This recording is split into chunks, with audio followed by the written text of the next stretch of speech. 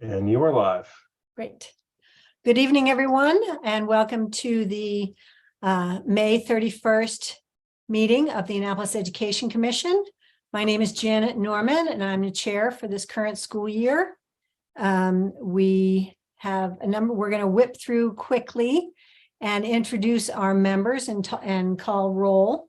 And for each member, Commissioner, I'd like you to give some background of, your experience, positions within the schools so that those watching and our other guests can get to know who you are and what you've seen and done here in AACPS as a parent or other. So I'm going to start with Ward 1, please. Hello, I'm Rachel Carr from Ward 1. So my experience is mostly in higher ed. I'm a professor at the Naval Academy and learning a lot about the Annapolis cluster from all of you. Thank you. Ward 2. Hi, I'm Jamie Weaver.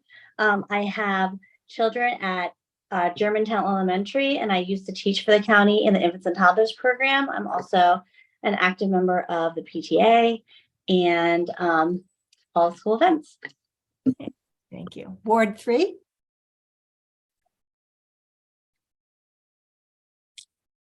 Enid, can you turn on your mic? Yes, I'm Enid Collison Lee. I had 2 children to go through the Annapolis feeder system, and I was a teacher in Anne Arundel County for 40 plus years. Great. Thank you, Enid. Ward 4 is currently vacant, but we have good news that we have a possible volunteer who's moving through the process, and we will let you know how that turns out. Also from Ward 4, our Alderwoman Sheila Finlayson has told us she's not able to be with us tonight. She's going to be out of town. So Ward 5.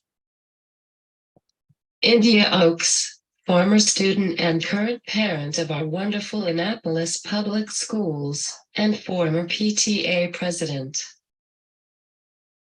And India is PTA president at Hillsmere Elementary.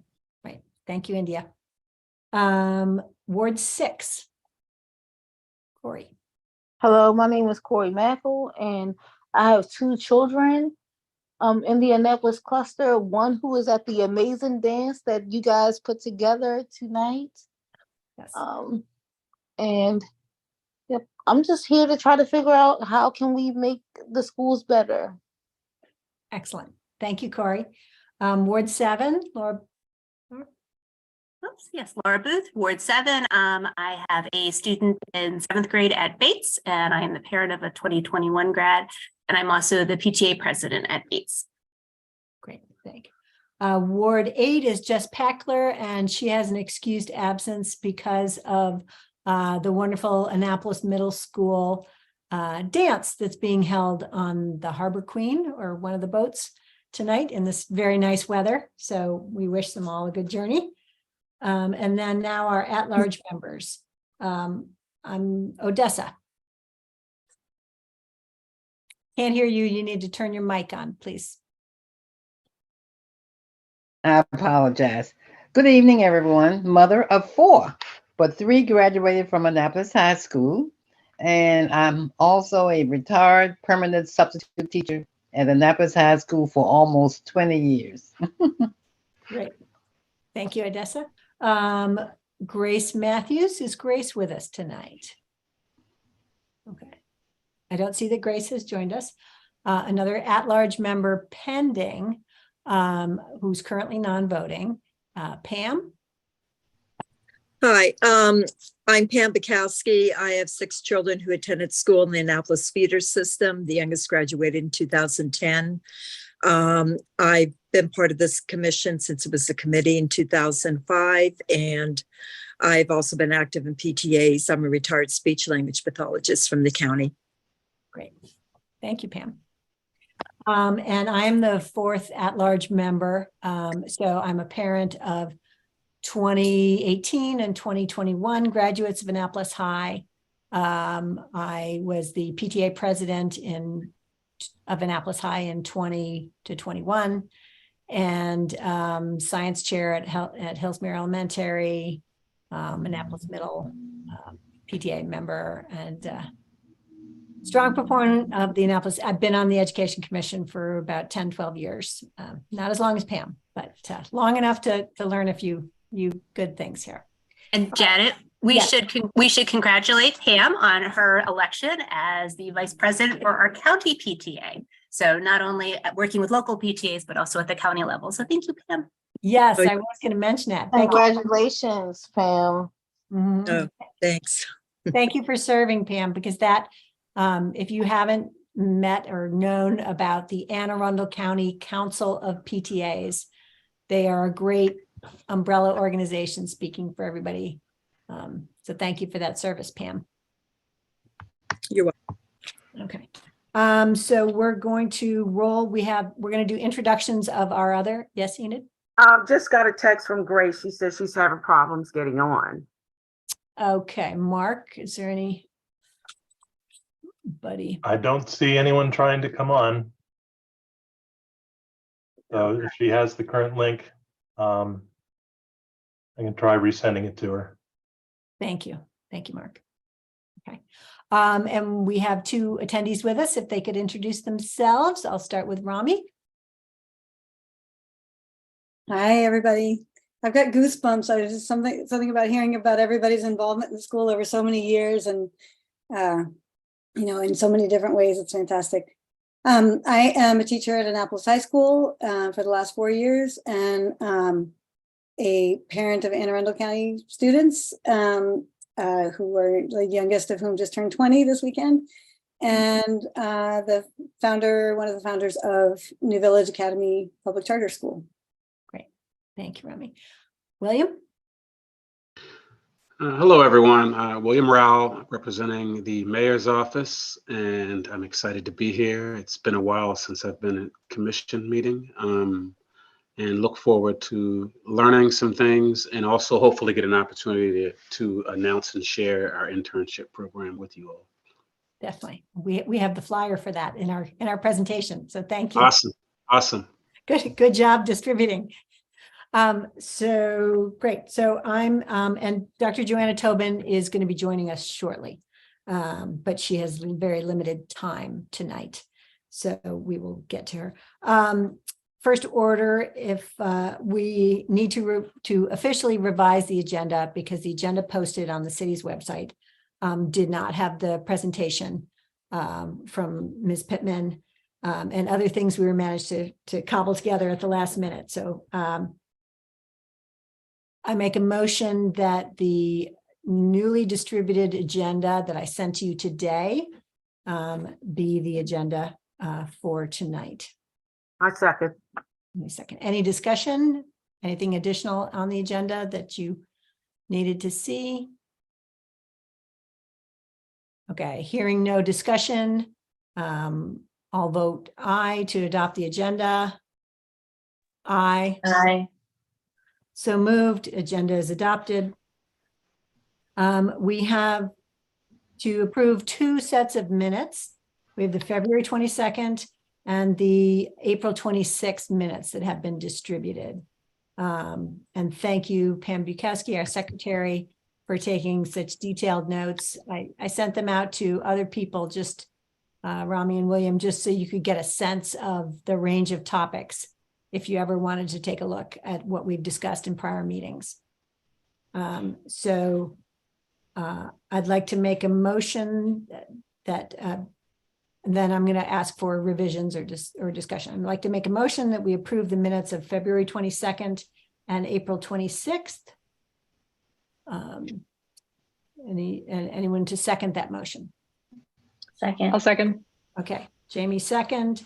And any discussion or revisions needed to the minutes?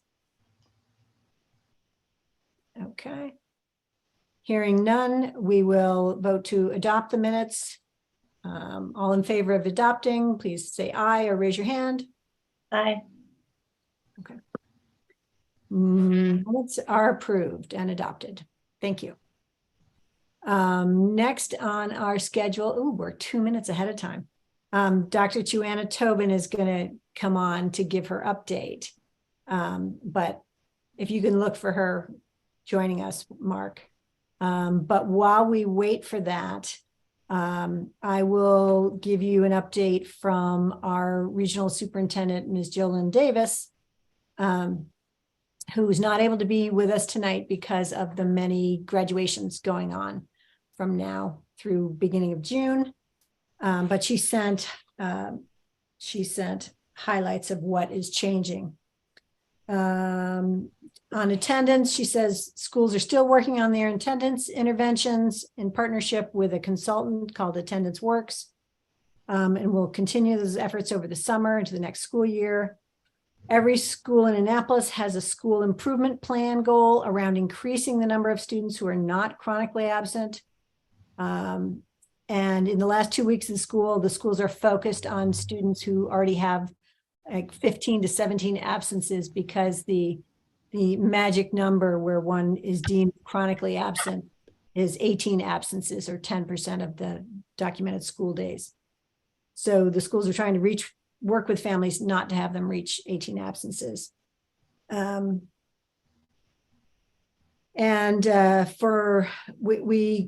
sent around a previous spreadsheet that showed the Title I school absence, chronic absence percentage for all of our schools when we made our request to the school board to consider changing their transportation radius policy. But I didn't include Annapolis High because it was not a Title I school, even though we have 60% farm students. Title I is not designated for high schools. And Annapolis High has a 39.6% chronic absenteeism rate for the previous year. Another thing from Ms. Davis, they're continuing to work through the Maryland report card called ESSA grading system that assigns a star ranking to the schools based on different categories. So they're working through that data to try and work on which each school has weaknesses or, transition of principals. We are happy for him and sad for the school to hear that Mr. Rogers, of the principal of Parole Elementary, Walter S. Mills Parole Elementary, will be moving on to a position in the central administration, as will the longtime and beloved principal of Georgetown East, Mr. Dillard, is moving to the central administration. And we appreciate their talents for so long at the elementary school, but obviously they're going to be very missed. At Georgetown East, the current vice principal is assuming the helm, if that's correct, Ms. Tobin, Dr. Tobin. I don't know who is taking over at Mills Parole. So we will find that out. What about Annapolis High School? Cheryl Cox. No. Okay, so Cheryl Cox, as the principal of Walter Mills Parole, she's already reached out to the staff and is engaged in the transition. And then Miss Alyssa Buberg has been promoted to principal at Georgetown East. She served as assistant principal and also worked at Annapolis Elementary School. And so Ms. Davis says they're continuing to do interviews for the selection of principal of Annapolis High School as Mr. Gelinas transitions to Broadneck High School in July. There was a presentation at the Annapolis High PTSA meeting where they solicited, parent and community input of what kind of qualities they want to see in a principal. And they've begun a targeted interview questions with interviews that included with candidates that included 2 parents, 2 students, and 2 teachers.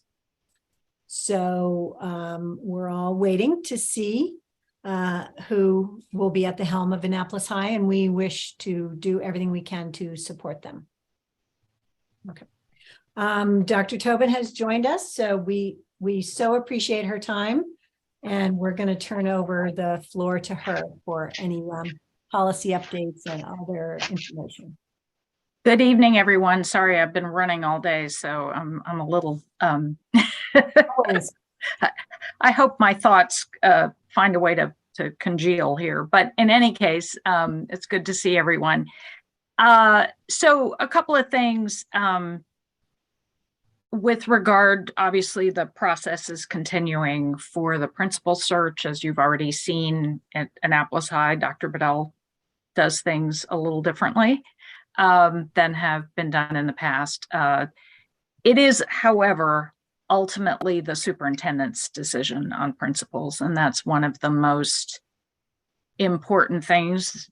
Just like the most important thing in my view is that a board does is to hire a superintendent. One of the most important things a superintendent does is the hiring of principals.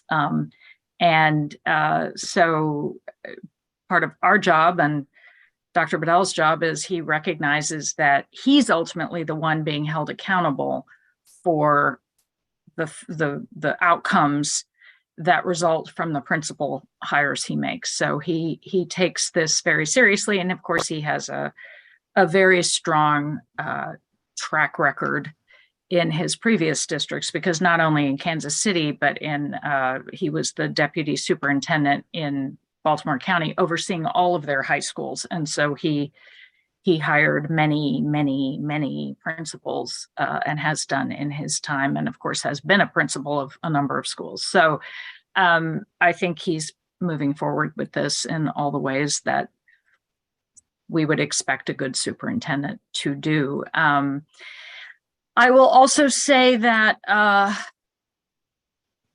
your radar for advocacy coming up, because it's only a few short months till we start thinking about the next year's budget. I think it remains the case that we are not where we need to be competitive in our pay for principals. And it's difficult to attract principals from outside the system for that reason. And it is healthy for the system to have a certain number of people coming in from outside. And so I think that is going to be something else we're going to have to tackle moving forward, because as we all know, principals are critical to how a school runs, to the culture of the school, to all sorts of things. So I always feel like, thus far we've had a very good budget year from the county executive. We're now waiting to hear from the county council. I always feel like as soon as they hand us something, we turn around and say, and by the way, here's what else we need. So that's a great point to put on the radar, though, and just remind everybody that at our current enrollment levels, our high schools, a principal covers 1,066 to 2,445 students with, one principal, one main accountable principal. So they are responsible for huge populations of students. And it's always been a tough job. It's tough now for a lot of the reasons that I think many of us are aware. Before I move on, Jess, did you have a question about the principal issue? Yeah, no, I just wanted to say that I was actually having some conversations this weekend with people from Montgomery and Frederick County, and they're involved in the hiring side of things in both of those school systems. And they were discussing the pipeline that Anne Arundel County provides for their school systems for administrative level principals and others, because they both pay better, so they get trained and they go through all the hard stuff here, and then they go and get more money and get employed in other counties, which is a big loss to our county. Yes, thank you. That's an important point. Thank you. An incredibly important point. I mean, we've been making that point about our teachers for years as well. Obviously, we continue to work hard to, with the support of the county executive and the county council, to move forward in our teacher pay, but nonetheless, and all of our employees' pay, but we're playing a lot of catch up here. So just to put that on your radar as you're thinking about issues that you want to advocate for going forward. I think that's something really important to think about. We have a fabulous superintendent. We can't be tying his hands in terms of being able to get the talent here. We have, as I think many of you are aware, it closes at midnight tonight, but we've had the first phase of redistricting, the 2 scenarios that have been up since February on our website. It's primarily the northern part of the county because, as we've discussed previously, Dr. Bedell and the staff looked at it and said, we can't do the whole county at once and run a school system, basically. So we are doing ultimately a full county redistricting, but it's in 2 phases, and it has to be driven first by what is currently referred to as the new Old Mill High School. Hopefully it will have a better name than that when it's all done. But that opening is a hard date of August of 24. And so we have to handle the redistricting that immediately is impacted there first, and then will come the southern part, which will impact or the lower half, so to speak, Annapolis. And so it's going to be a lovely couple of years of redistricting. On the other hand, I actually believe that really taking on the whole county gives a better picture of why we're doing what we're doing, because we really are trying to balance the whole system, because we can't go to the state and the county for additional funds for new buildings or additions until we're actually using everything that we have. We are, according to Dr. Bedell, when I spoke with him earlier, we are currently the #1 district, the fastest growing district in Maryland. And so which means we have a good problem. Rebalancing is a good problem. Closing schools is a very bad problem.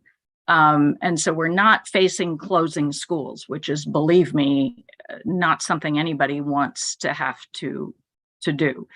But it does mean we have to do the rebalancing. So these 2 scenarios, which were prepared by an outside consultant, that feedback closes midnight tonight.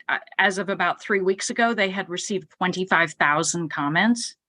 So people have been, if anybody tells you they didn't know we were doing this, people have been weighing in on this. And due to that, my understanding is the staff is making some adjustments, based on what they're hearing. Dr. Bedell will present his proposal for that redistricting in July at our July meeting. The goal is for the board to vote on it in November. Our deadline in terms of statutes is April, but April is awfully late to tell people about redistricting for the next year. So our goal is to vote on that in November, assuming things move forward without any major hiccups along the way. And essentially, we would start the same timeline over again for the bottom half of the county, so to speak. So, we'll see how this goes, and then we'll be back in the thick of it again. We may, it may be, if there's any good news for those of us, in the Annapolis cluster and so forth, there may be some lessons learned from the first go around that help us in the second go around. And as has been noted, there will be some families on borders who may get touched twice in redistricting. That's the downside of doing this in 2 phases. We have tried to be as transparent as we can about that. It's not anything anybody wants to do, but that is, that's one of the outcomes of this. So I see a hand. Yeah, I just wanted to say, first of all, I think that, many of us on this commission have been through went through the large Annapolis redistricting microcosm of what's happening now and the whole county thing. But I think that, that was really helpful. And it's funny, I was talking to someone the other day about a younger family who didn't even know about, the redistricting that took place. And I think you can see the benefits when you do a full scale redistricting rather than a part and parcel thing. So I think that is a good idea. The only thing that I worry about is that Annapolis isn't really southern and it's not really northern. It's really right in the middle. And so that is my, I guess I've always wondered why we weren't included in the northern thing, just because we have that hard line that's a physical line, right? And we talked a lot about that in the redistricting, that you try to go along physical lines, and we have the river. And if going forward there might be any possibility that Annapolis cluster will be brought into the rest of this discussion to sort of, talk about the northern part of our cluster and how that might be changed. Just so I'm gonna tell people who is in the phase 2 redistricting with us. It's Annapolis cluster along with Arundel, Broadneck, Crofton, Severna Park, South River, and Southern. Okay, so it is so it is kind of, chunk middle to the south. Yeah, it's a lot. It's a lot. Yeah. But I think having the time, being in the phase 2, I think is going to be important to give us the time as Jess, Laura, and I, and anybody else who's on answering questions about schools from people who move into the area or other things. There's a lot of bashing of Annapolis High from people who don't know about it, have never had kids there. And so I think if we can get our ducks in order and tell more stories of the great things happening within our cluster, so people are not just looking at farms percentages, and having that be a problem during redistricting. We want to be on the proactive side of this, not the reactive side. That's why that's why I put it on the agenda tonight, to let people know that we need to start the discussions and start that highlighting the good things inside our cluster. I think one of the things that has been sort of a different take that Dr. Bedell has brought to this position is that from virtue of his experience in other districts, by contrast to so many other districts in this country, we have so few problems in this county, which is shocking to people who have been sort of on the inside of this. And I think for Dr. Bedell, what he appreciates about this is that having had to turn around really tough systems that were severely broken across the board, he really sees where the targeted issues are. And his experience has a lot to do with then how to really focus on that, right? For example, Janet, you mentioned the MSDE report card information that came out. Well, when you dig down into what's going on, what is the 2-star, what is the 3-star, what is the 4-star, it is things like attendance, very often, chronic absenteeism. That's actually the single thing. It's huge. Putting Annapolis Elementary at 2 stars right now. And they're within like an inch of 3 stars, right? And again, 3 stars isn't ultimately where we want to be, but you do this piece by piece. And I think one of the things I raised, we've had many conversations with this, and you mentioned it earlier, Janet. So I brought to the policy committee, and over the summer, we set up what the review schedule for policies will be the coming year. And so I've brought to the policy committee that we want to review the policy on walking radii and that kind of thing. And Dr. Bedell has said from the get-go that his concern is that we can't treat we can't do this cookie cutter thing, right? Different areas have different requirements. Well, in order to get that flexibility, the first thing we have to do is look at the policy, because right now the policy locks him into that. So the policy committee will be looking at it next year, and I hope we'll be able to work through some changes that give us that flexibility, recognizing the different environments that students are in and what it means to be in an urban environment versus a suburban environment versus and what adjustments we can make to transportation. Of course, one of the things, I'm sorry, I see a hand. I'm going to go to Odessa in just one second. I'm just going to explain to everybody else. I just want to thank Commissioner Jess Packler for, raising this issue and tracking it for a number of years. This transportation has been talked about within the commission for a number of years, but one of the important things we do is that we can speak, and address our decision makers as a voice and request. So the Annapolis Education Commission officially requested the policy committee of the board to put this on their review agenda. And unfortunately, that's how the wheels of bureaucracy work. Yes. Unless something is on a review agenda, we can bemoan the situation for years and years in a useless loop until something gets done bureaucratically to start review. So I thank Jess and explain to people like, this is the power of what our commission can do and does do when we collaborate together. And so, and just in general, to speak to that, transportation is one of those things that if we can fix an absentee problem with the transportation fix that's within our grasp, it just seems like an easy answer, right? Like there's lots of hard answers, but the easy ones we should take care of. Yep, exactly. Yes. Big systemic gains. And we do have a superintendent who thinks that way now, which is very wonderful. Go to Odessa, you have a question. You're muted. Turn your speaker on. Thank you. Yeah, we keep talking about how great the schools are here in the Annapolis area, which I agree, because we're having problems nationwide with public education.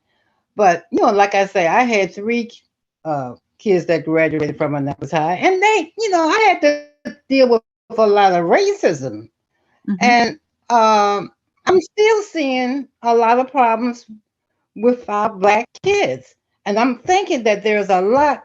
I mean, I don't even hear much about their scores or where they are or how we're going to close this opportunity gap. So, Annapolis is a great school. Annapolis High is a great school and everything. But I would like to see some data showing that the opportunity gap is closing or doing something better than what we have done in the past. Well, that's my opinion. Thank you, Ms. Ellis, because that's actually exactly one of the things that is on our horizon. So Dr. Bedell is just hired the new chief academic officer. And I believe also the chief operating officer. I'm sorry, I lose track. We approve these hires, and then we do many other things in boards of education. And sometimes I can't remember like which of them we've done publicly and which we haven't. And one of the tasks that Dr. Bedell had on his list, but this will be in the wheelhouse of his chief academic officer, is essentially something that I believe we've always needed, which is data-driven tiering for our schools, right? With regard to resources, essentially based on an equity lens, because that is how you begin to actually address the gaps, right? You've got to first have very clearly delineated exactly how they come, we talk about the opportunity gap as this big thing, right? But it comes down to what Ms. Ellis is talking about. Very precise understanding of what your data looks like. And if you've been following Dr. Bedell at all, he's a great fan of data. There's lots of it swirling around in all his presentations and all our discussions, including the not good data. I mean, he's been very transparent with that, and our gaps are not where are still there.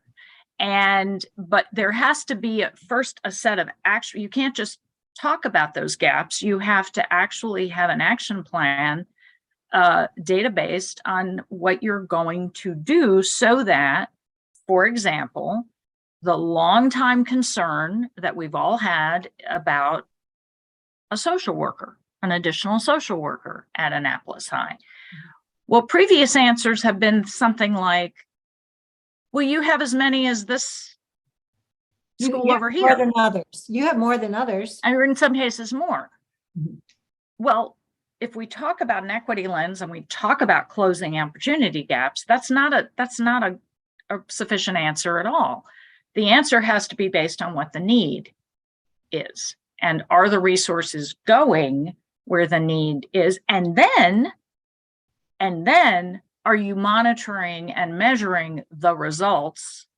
And if you're not seeing the results that you're supposed to, what are you going to do about it, right? And that's how that is supposed to work. So I agree with you, Ms. Ellis.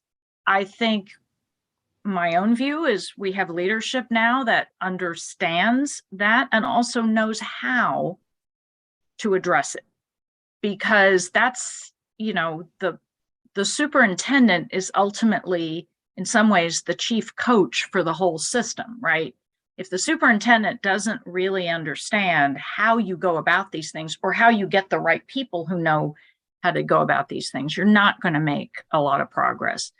I think Dr. Bedell's track record on this is pretty stellar. And he's setting that up right now. He's spent, obviously, this first year largely assessing.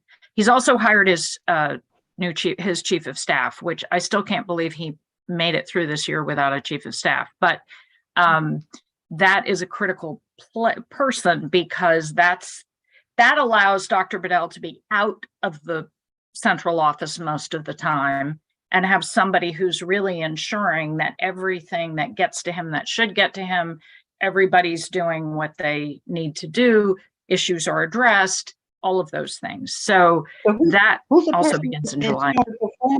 I'm sorry. I'm sorry? You said that there's a new person in charge of performance. Well, so there, Academic officer. yeah, there is Dr. Bedell is going to be rolling out a bit of a reorganization for the top level of a CPS. And he's essentially using a framework that is, frankly, the more typical structure for big systems, which is what's known as a cabinet, right? So you have the superintendent. We have previously had 2 deputy superintendents. He's going to have instead 1 deputy superintendent and 1 chief of staff. And then beneath that, you have all the people heading up the major parts of the system who are in that cabinet. And that, the reason, I mean, I know this from my day job, evaluating systems for accreditation. The value of that structure is it gets all the right people in the room when a decision is made. You have far fewer silos.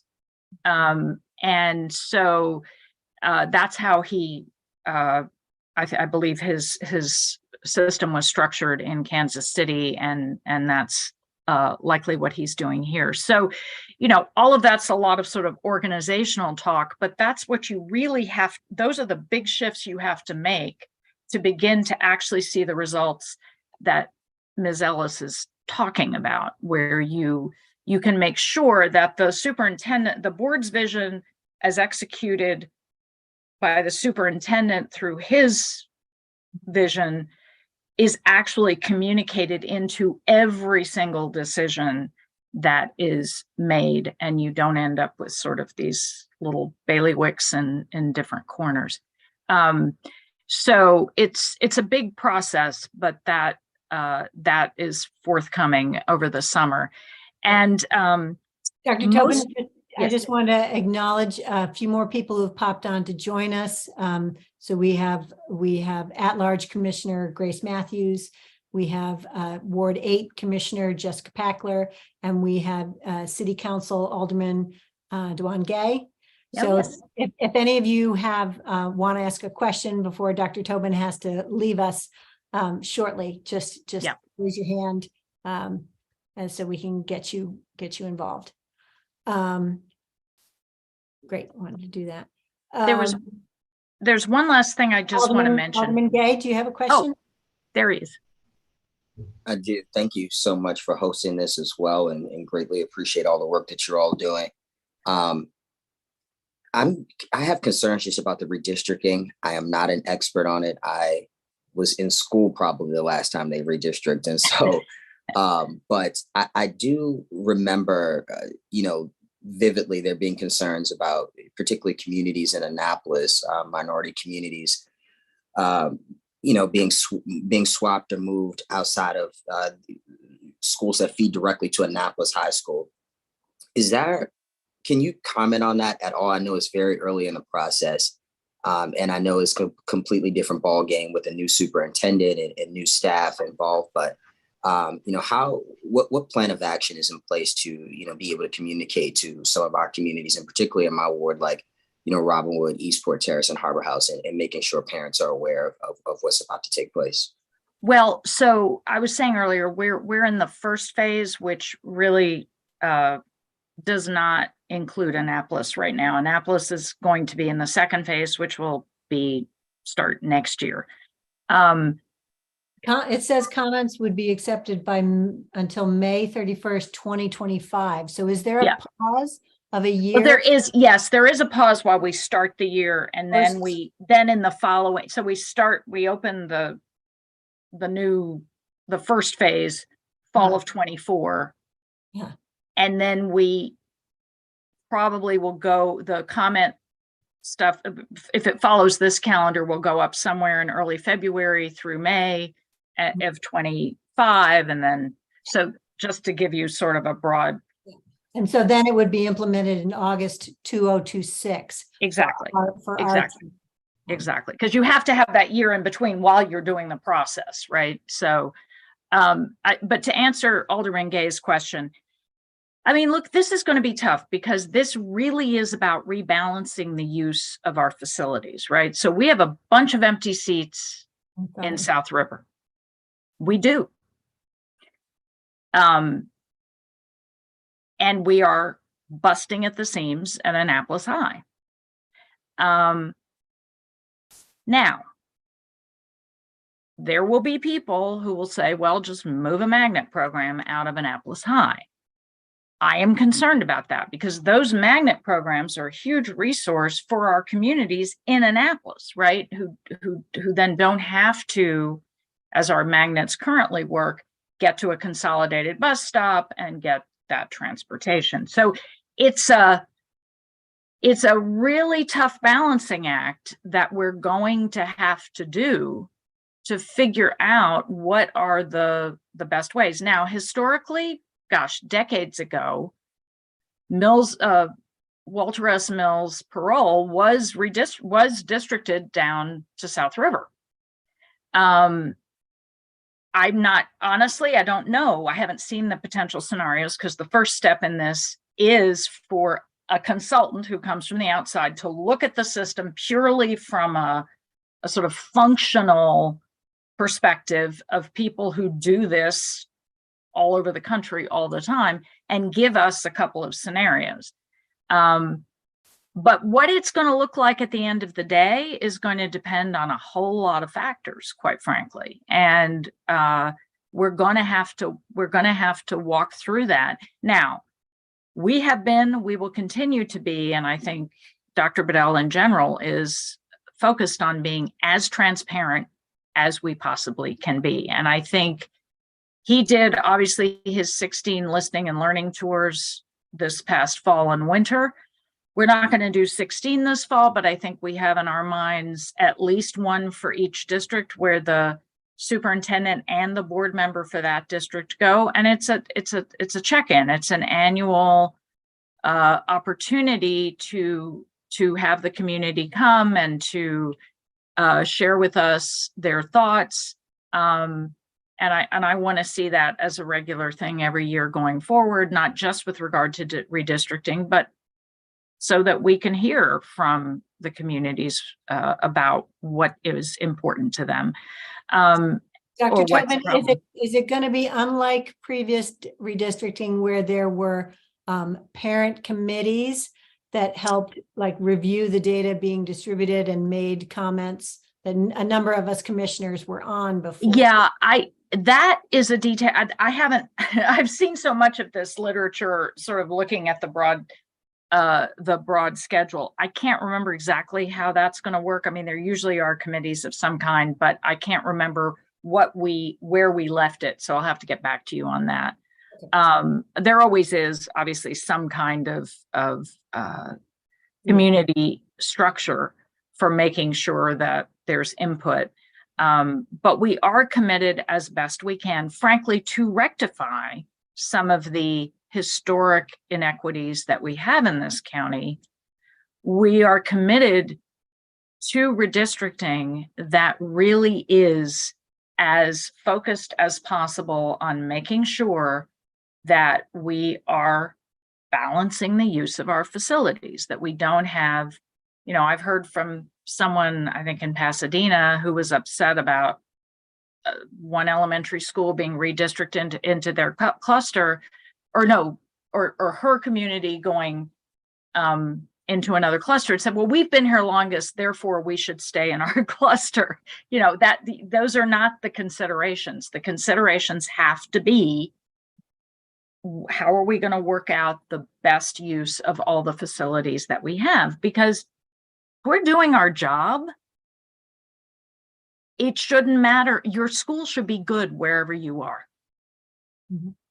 That's our job, is to make sure that wherever you land. Now, families, you know, right now there are families in the southern part of the county who are very concerned that, you know, historically all their families have always gone to Central Elementary and they don't want to be redistricted to Davidsonville or whatever. You know, that people have these allegiances, and I understand that. But at the end of the day, we are an entire system. And Dr. Bedell said when he first discussed this, he said, this is going to have to be done through the lens of what is best for the entire system, so that we can make sure that every student, regardless of where they are, has an equitable space in their school, and a school that is appropriately, you know, where the population is appropriate to the size of that school. Alderman Gay, did you have another question? Of course, one more just quick one. I'm so sorry. Sure. And I think that, you know, both Dr. Bedell and both you, I almost called you by your first name, Commissioner Tobin, are the right people, honestly, to be leading us through this. And we've had conversations in regards to this. I just have a quick, on the topic of redistricting. Mm-hmm. I think in both, and I'm talking specific to Annapolis now, and I think in both Annapolis and, you know, South River, there are different cultures as well. And I'm wondering if that will be at the forefront of redistricting, because if, you know, I live in Annapolis, and, you know, I've lived here my entire life, and now I'm going to a school that is predominantly another race, and there are cultural differences. And right now, and particularly in these times, it's difficult to overcome those barriers, and particularly in high schools and middle schools. And so how can those conversations be held with parents as well, and creating safe space so we can have, you know, racial conversations? Mm-hmm. Because I think that is something, you know, that I kind of was alluding to, but it's uncomfortable, you know, and so I'm not sure how to, yeah. I understand. And I think certainly Dr. Bedell and I are well aware of those concerns. And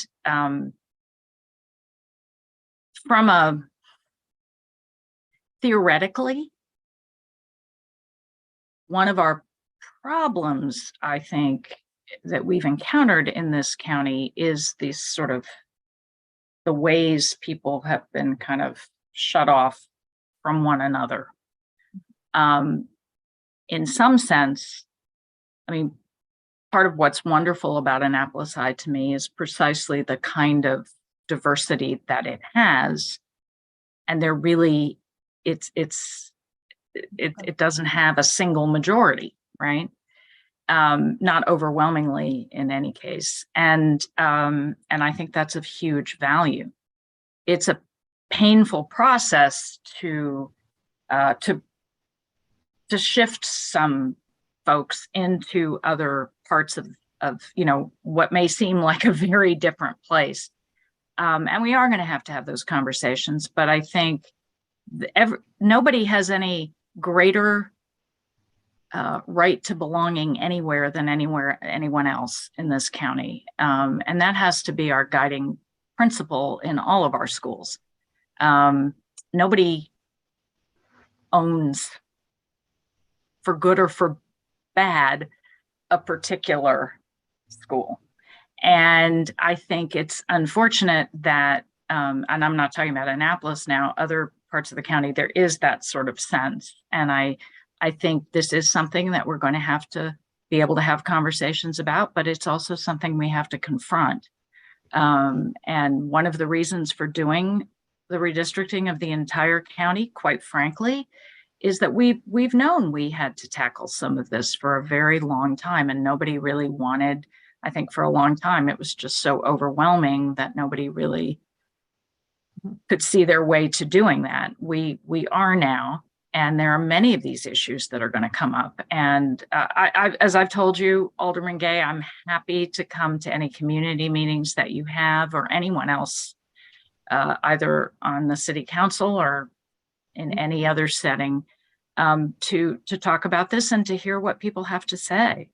And what their concerns are, because we also have to get, at some point, we do have to get specific, because there are sort of fears, and then there's actually what is at issue, and we have to find a way to address those things. And it's not easy. It is uncomfortable, but we're going to have to talk about it. So Thank you. We are aware. Yes.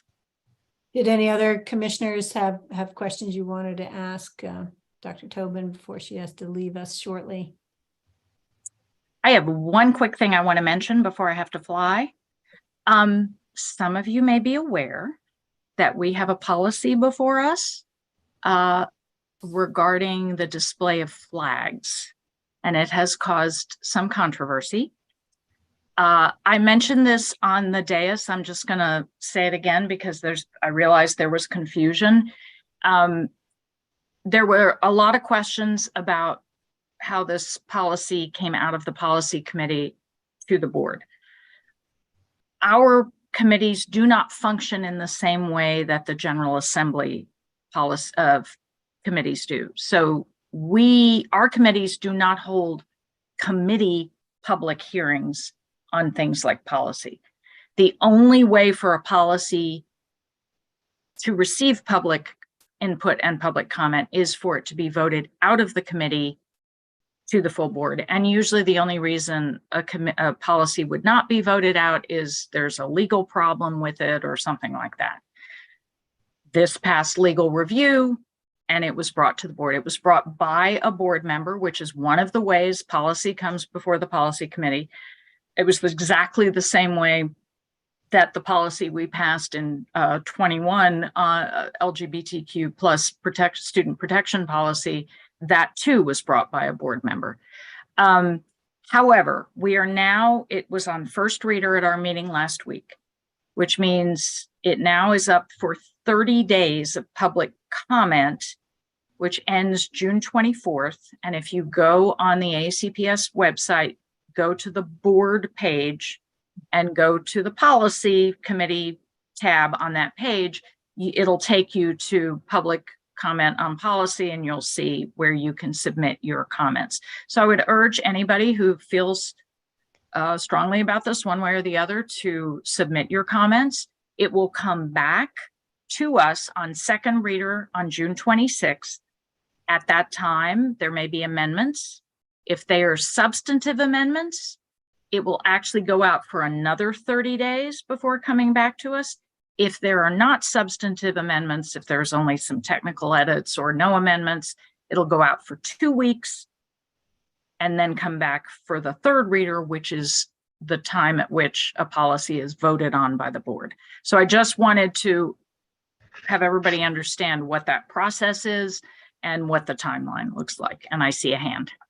And I'm just going to say, I will send the link to where you comment out to all our commissioners in case you want to review that. And I have a question that I'm going to go to William. I'm just surprised that this policy passed legal review with the vagueness of the language in flags used for educational purposes, or whatever the exact language was. You could kind of drive a truck through the loophole of obscurity and vague intentions there. So I'm going to turn it over to William. Well, I'm just going to say the attorneys looked at it. There is no legal problem with that. Mm-hmm, mm-hmm. It's in today's capital, the opinion piece Yeah. in today's capital. Oh, Yep. good. Okay. Yep. Oh, good. I'll definitely get that for sure. I was just gonna raise First Amendment concerns about that.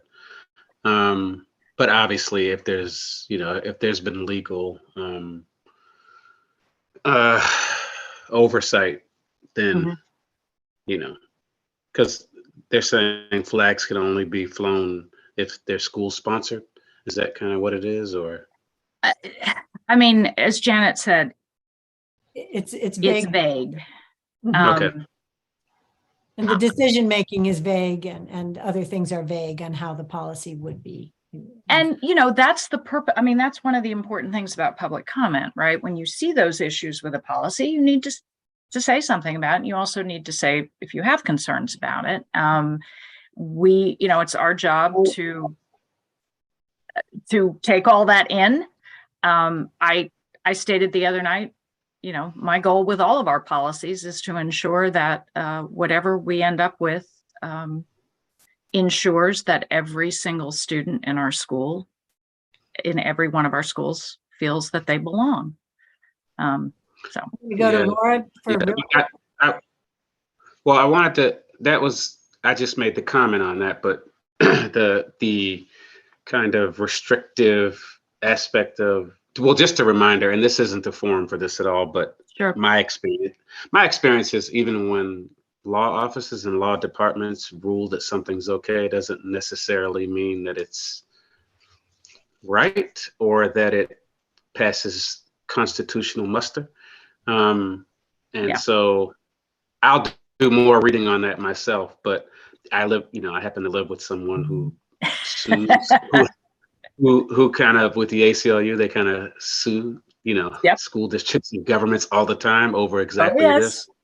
So hopefully it gets worked out, because it strikes me as in the same vein as the CRT piece that we revisited at the county council level. I will be clear that I believe it is exceeding. I mean, I explained to you why policies come out of committee. I thought it was very, very important that the community actually be able to see this and weigh in on it.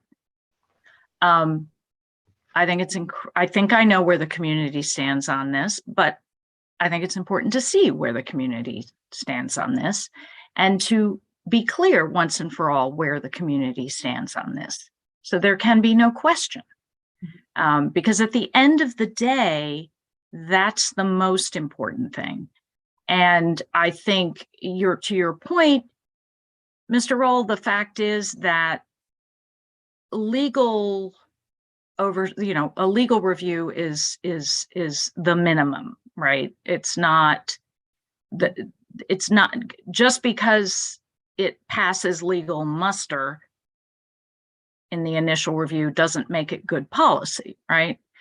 But if you don't, because we do not have a tradition with our committees of, putting something in a drawer, right? If a policy comes before us and there's no active reason why it just can't go before the board, we don't tend to squash things in committee because the public has no opportunity then to weigh in.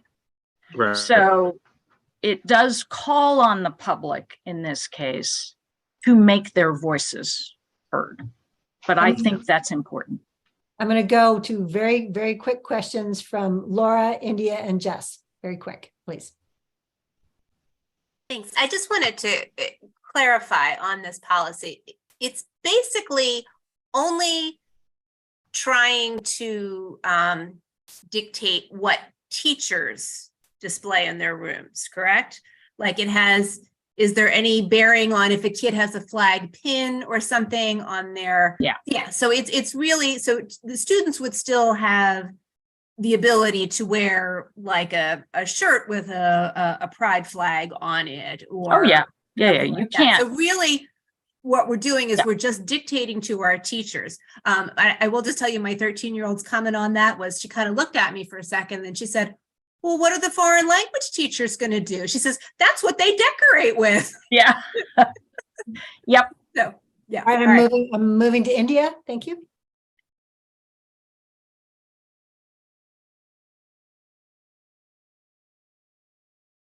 To clarify what William asked, it specifically says that there is an educational purpose, which definitely will differ per each principal making that decision. Yes, there is a huge possibility of vast inconsistency here. Yes, yes, that was which a key point. Thank you for bringing up the language, India. Yep. Jess, quick question. Yes, I was wondering if you can tell me what the timeline is from today forward with it. So if everything moves without significant change, it comes back on second reader June 26th. If there are no substantive changes at that time, it would come back for third reader and vote on July 12th. If, however, there are significant amendments on second reader, that is on June 26th, it would go out for 30 days rather than 2 weeks, at which time our next meeting, because we only have one meeting in July and one meeting in August, it would not come up for third reader until August 23rd. Okay, I feel very strongly about not supporting this policy, and I would like to have the commission make a statement about it. I understand that there may be people on here who are just hearing about it for the first time. We do have a meeting in June, correct, Janet? That's something we were going to discuss because we normally take a summer break. So do we take it for July? We normally meet in June and take July off, though. We do, but we normally aren't this late. We're almost June 1st now. If we're not going to meet in June, then I would like to make a motion, even though we haven't had a lot of time to discuss it.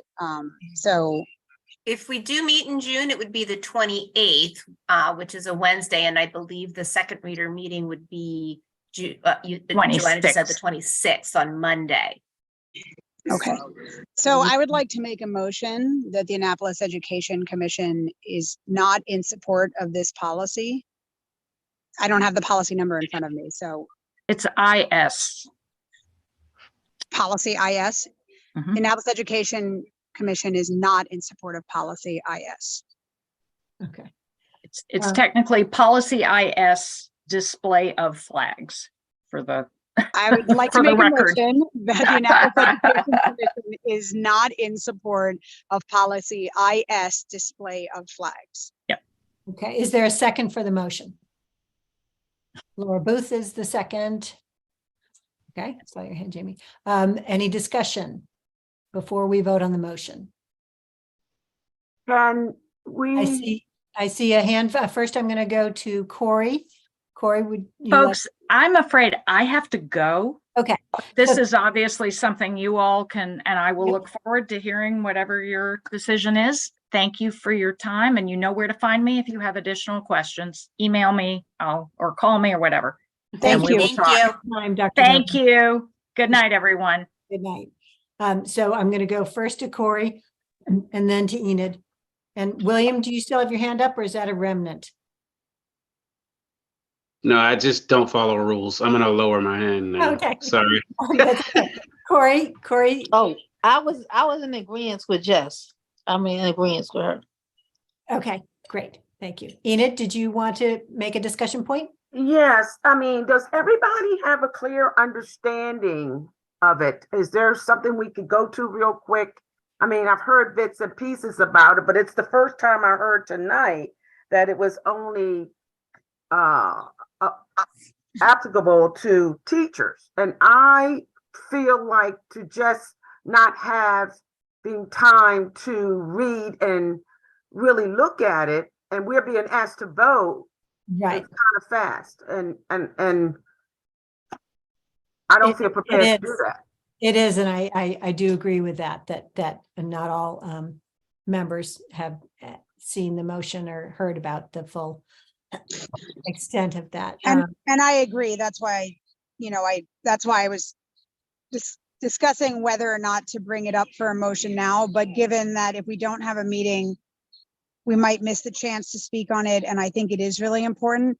The thing is, I feel, so this is my take on it, Enid, is that the discussion on whether, I don't think that we should be, teachers use flags in their classrooms for a number of different reasons, right? And as Laura pointed out, there's the, what about all the, or as Laura's daughter, sorry, pointed out, what about all of the, flags, and who is to determine what is educational or what is not educational?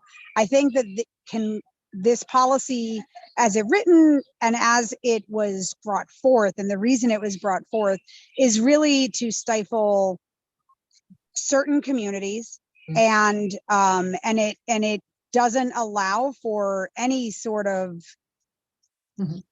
nuance, or it allows for maybe too many nuances, I guess is the problem. And I think that personal expression and our First Amendment is a really important part of who we are. And if a teacher is an ally, for example, for LGBTQIA students, and has a flag to demonstrate that without having to walk around and say to everybody, hey, I'm going to be your ally, that's important. If a teacher is an ally on the Black Lives Matters movement, same thing, right?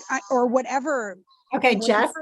The feeling is. And so anyway, that's why I just feel that this is a policy it's really important for us to speak out against personally. Okay, I'm going to have a technical question first, and then I'm going to go to Rachel and India.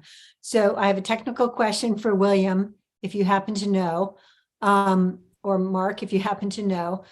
Are commissions allowed to vote on a motion by email?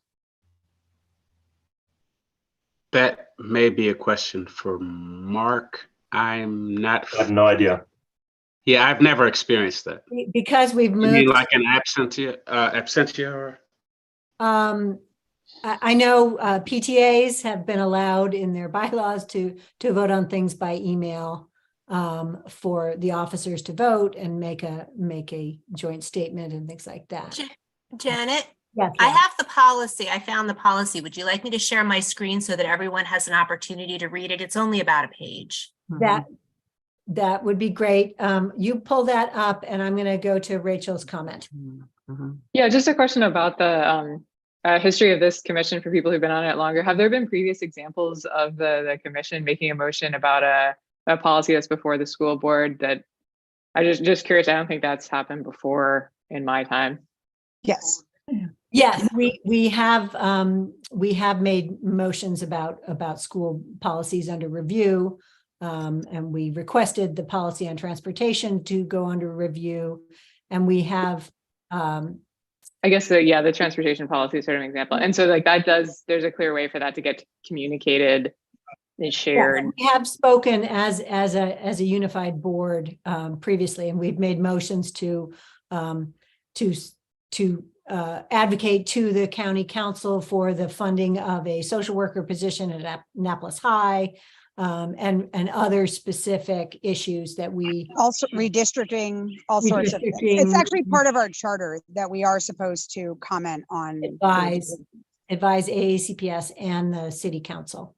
Okay, so the council is used to getting kind of this sort of Yes. statement from this group. Okay, great, thank you.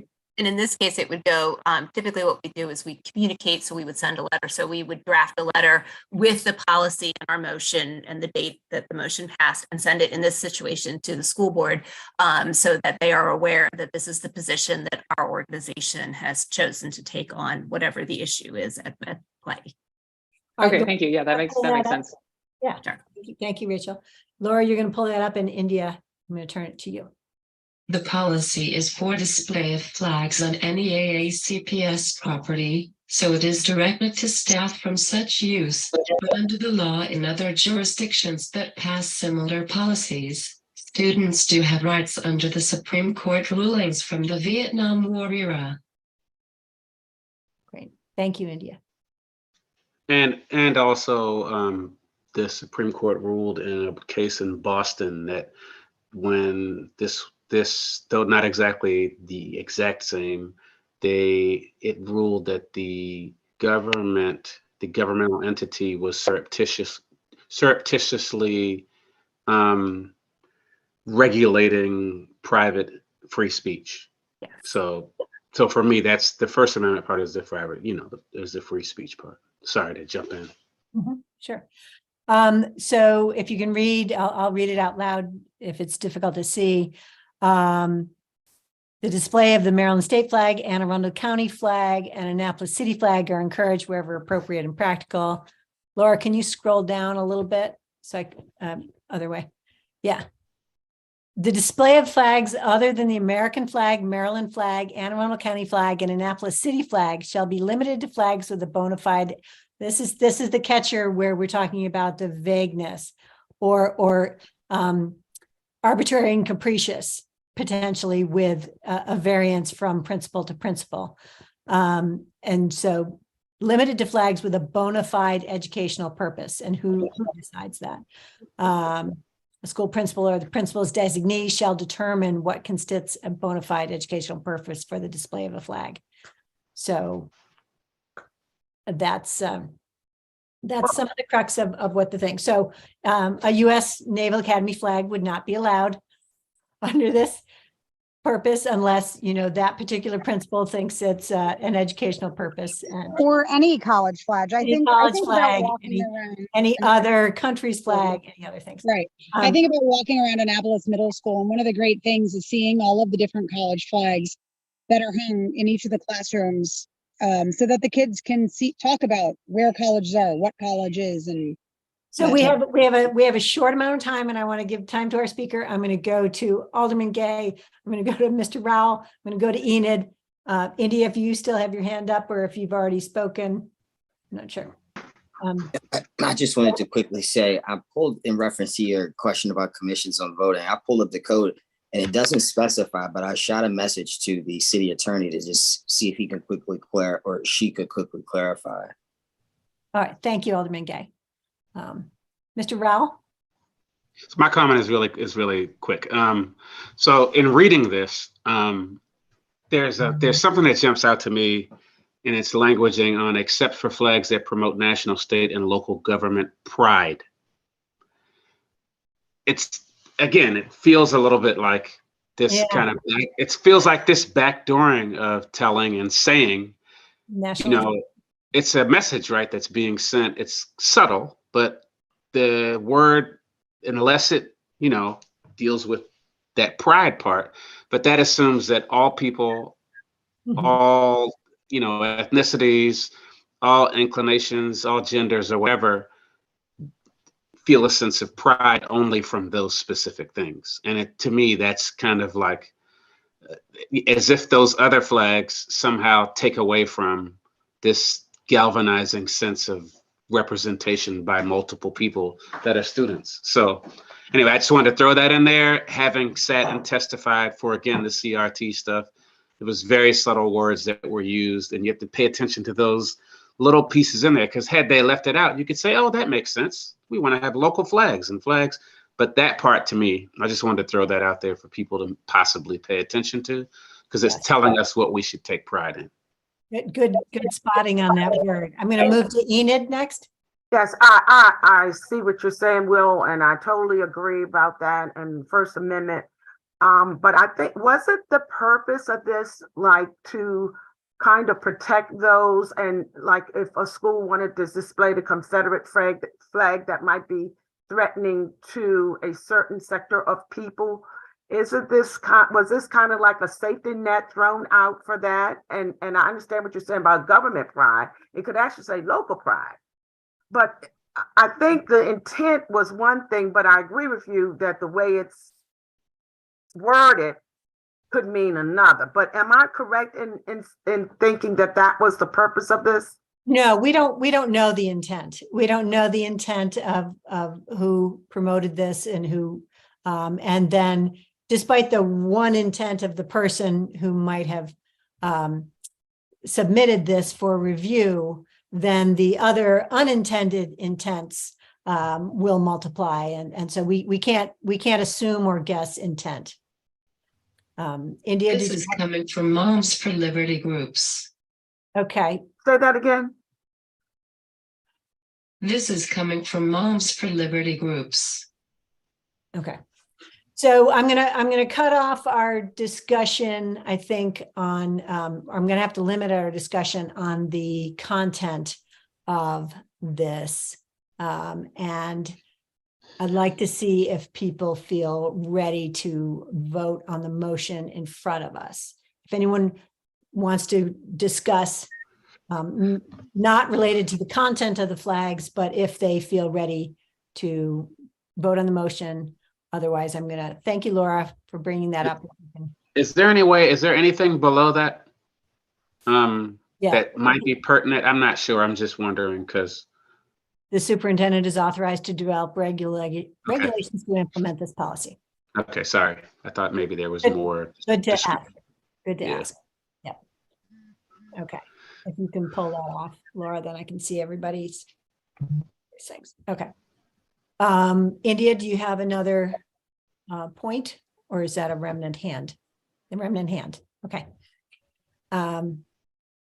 So hearing no objection that that people are not ready to vote on this motion, and not knowing our status of being able to email motions, I would like to move forward with a commission vote of appointed members that we're going to go through ward by ward. So Ward 1, the motion is that, Jess, can you read the motion again?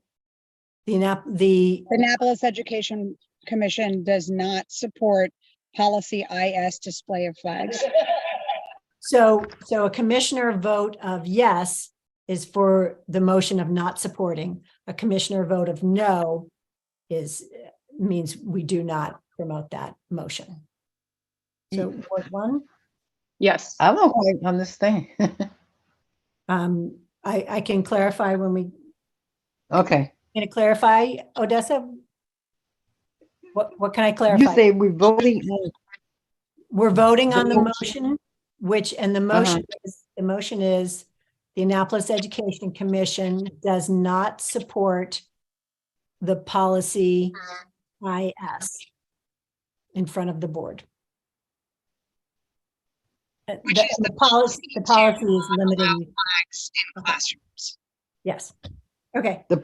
What did India say? The policy of what now? The policy is, sorry. To not allow flags in classrooms, any kind of flags other than Maryland.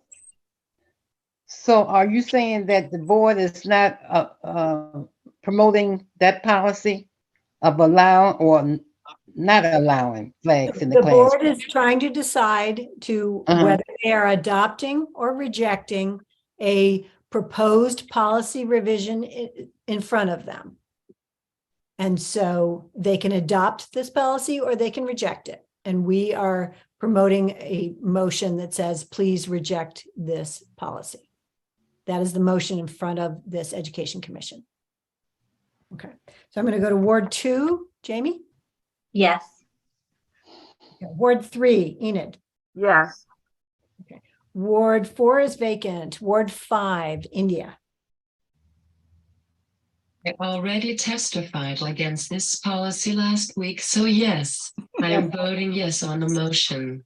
Thank you, India, and I did get to listen to your testimony. Ward 6 is Corey. Yes. Ward 7, Laura. Yes. Ward 8, Yes. yes. At large, Odessa. Abstain. At large, Grace.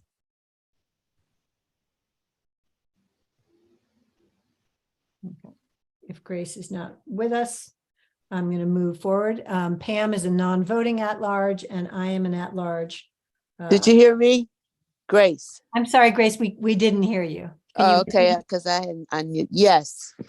Yes, Grace is yes. Okay, thank you. And I, as at large, yes. Okay, motion passes and will be transmitted on to 1, 2, 3, 4, 5, 6, 7, 8, 9 to 1 abstention, and will be transmitted onto the Board of Education from the Education Commission. Thank you very much for that. So now we are going to move on to a presentation by Ms. Rami Pittman with some very interesting proposal that has been submitted to the AACPS central office. And I will let Ms. Pittman and just let us know if you need any tech support from. Okay. Great. Hello, everybody. It's been really interesting to sit in on this and watch your work. It's really exciting to know how, the breadth and depth of what you do. And I have to say, I probably should apologize because I have been mostly unaware of your work. I knew you existed, and Tatiana Klein was one of the early founders of this. She's since had to step back because of her family situation, but we had discussed, oh yeah, we got to bring in talk to that Education Commission.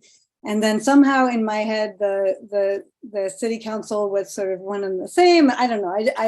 I don't have a great explanation for it, but in my mind, no worries. We I wish I had addressed you guys right off the bat. Stealth commission, and we operate in the shadows, but a lot of very informed clearly people so important. That so help run every program in Annapolis practically. I'm getting that now. I really loud and clear. So anyway, thank you so much for letting me talk. And I thought, I don't know how much time you want me to take to talk through the model. I do have some slides I could do, or I could just, give you 2 minutes and you could ask questions.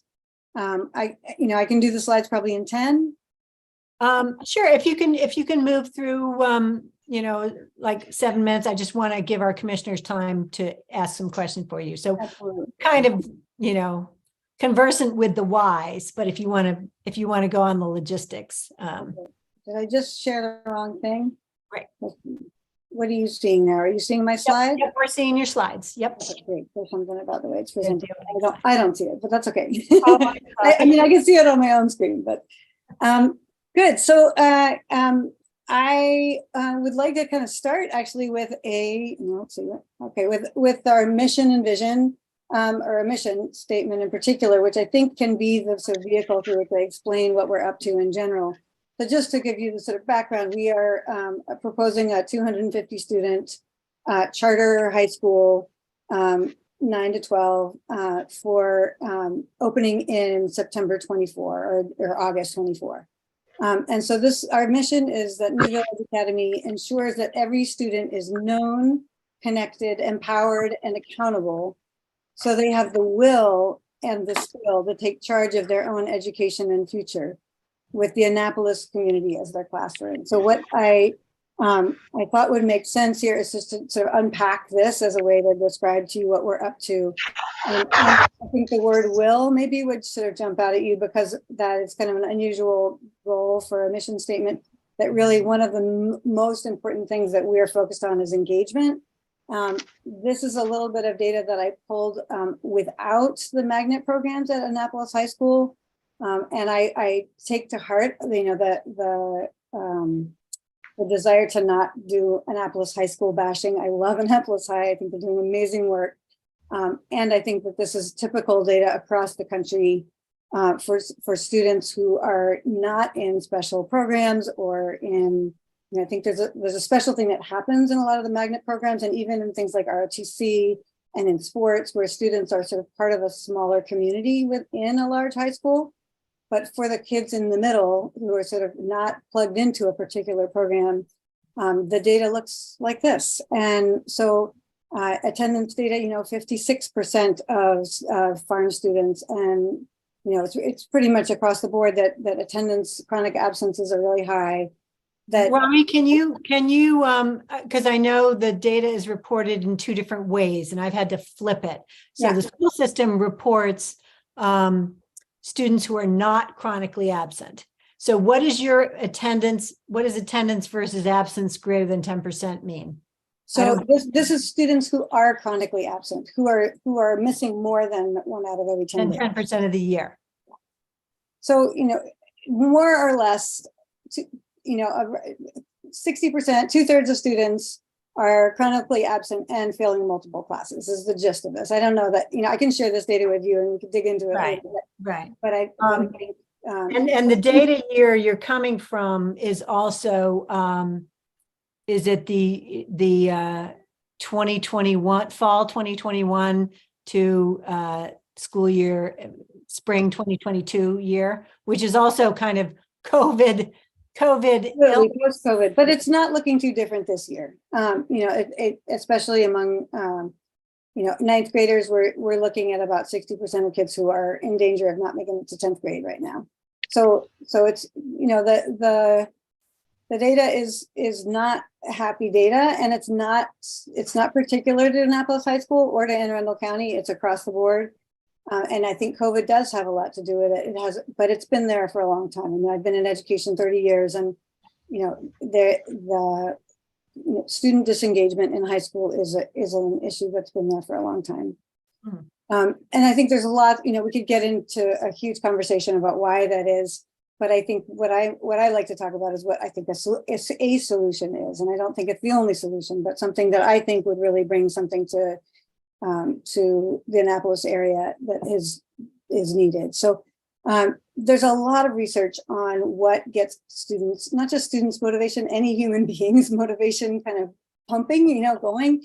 And in particular, I think for young people, and I think in particular for young people from marginalized communities.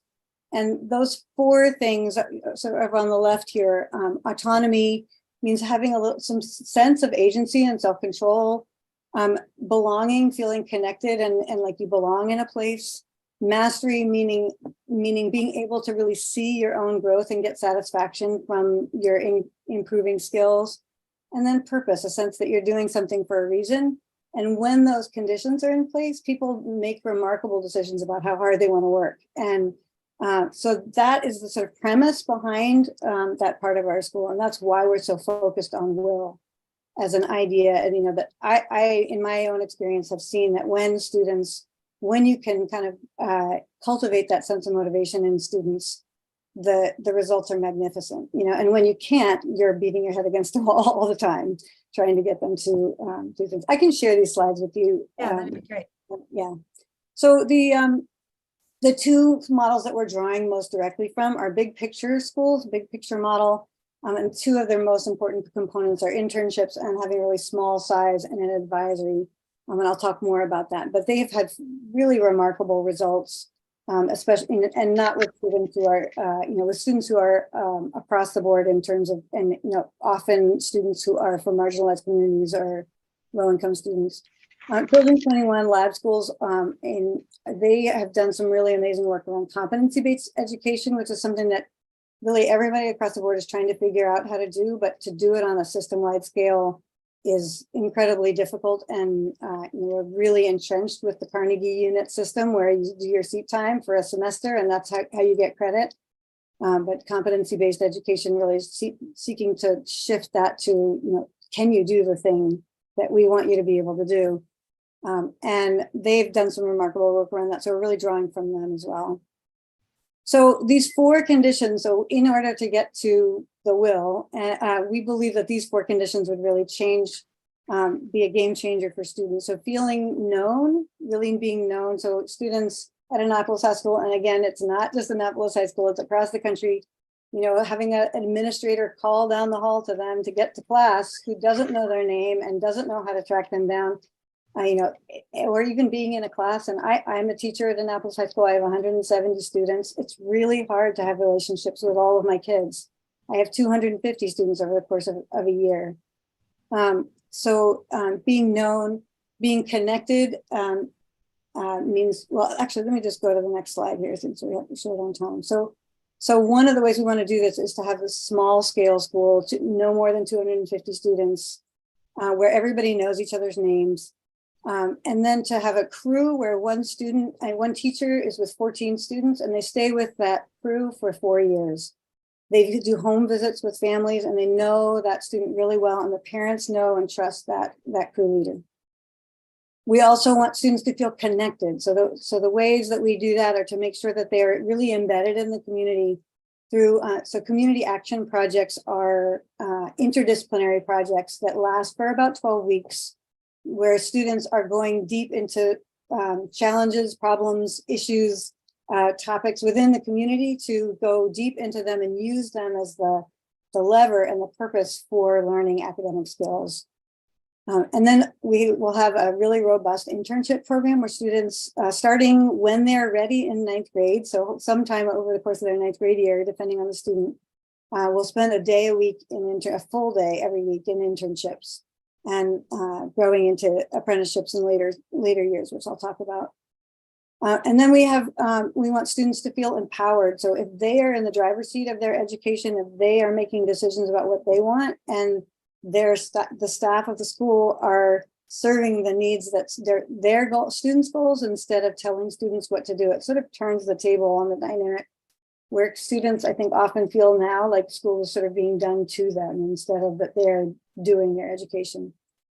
And then it's part of that also a navigation team, students, their advisor, their parents, their mentor in their internship. And then we also will have a community advocate that stays with them.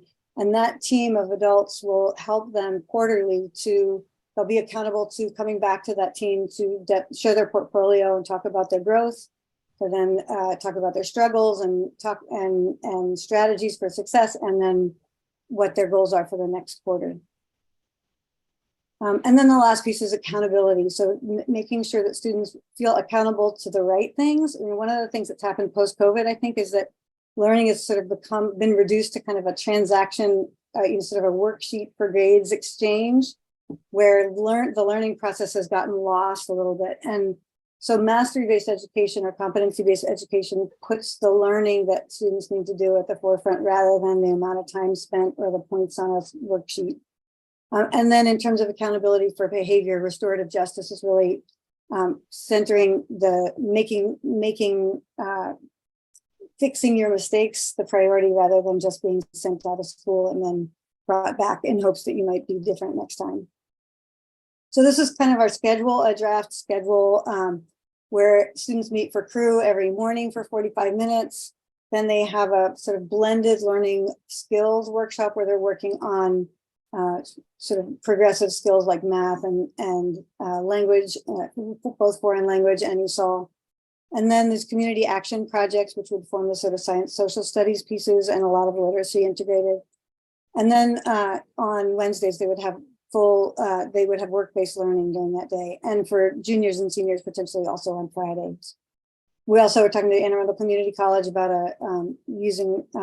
having a kind of more robust dual enrollment program there as part of the program. And so this idea of taking charge of their own education and future is really about making sure that students both are civically engaged and are really truly ready for a career or for college, whichever their goals are. And there's so much research out now about the importance of soft skills that students learn or that people learn on the job. And so things like teamwork, showing up on time, being professional, dressing professionally, communicating in a way, knowing how to write a good email, all of those kinds of soft skills are a big part of our program. And we talk about 4 different competencies. So academic competencies that we talk about in traditional schools, but also character, being an effective communicator, and life and career goals. So this focus on very practical life skills as well as academic skills. And graduates will, I'm going to sort of racing through this because I see that you have a hand up already and I want to make sure we have time. So our graduation requirements are similar to Anne Arundel County, and then some. So they will have to have demonstrated an experience of advocacy, shown growth in character, built a network of personal and professional support. So we really cultivate these relationships between students and the adults around them so that they leave school with a framework and a group of people who are rooting for them. And then we'll have sort of 3 pathways, the typical sort of 2 or 4 year college pathway with some additional requirements for readiness for that. Our goal being to make sure that they can walk right into college and earn take credit bearing courses instead of having to do remedial courses that so many students have to. An apprenticeship pathway, which will be a sort of more robust version of the youth apprenticeship, where they do a full industry approved 2,000-hour apprenticeship that includes a year after graduation. So if they choose this option, once they start the apprenticeship, they would be getting paid for that.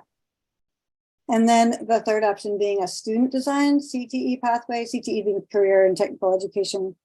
That includes a senior final project, 250 hours of work-based learning in their senior year, and a post-graduation action plan.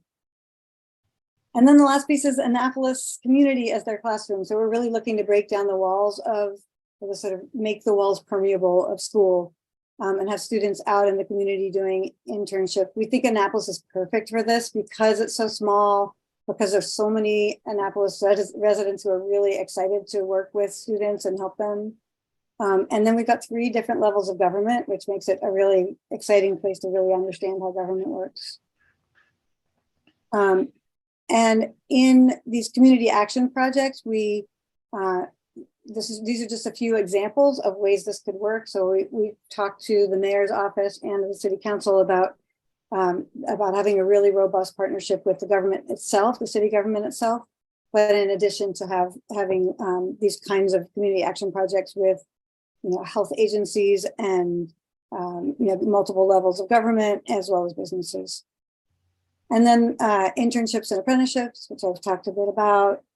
And finally, this mentoring from the community advocates, who would be adult volunteers who are sort of rooting for kids and helping guide them along the way. We've already begun to develop partnerships with these and some other groups as well, to build this idea of students being out in the community and part of the Annapolis, embedded in Annapolis. And then we hope that you all also will support us in terms of supporting our ACPS application and grant applications potentially. Will Rowell has been really helpful with us. He's come to several interviews with granting agencies and been able to really articulate their excitement about partnering with us to give provide these kinds of opportunities for students.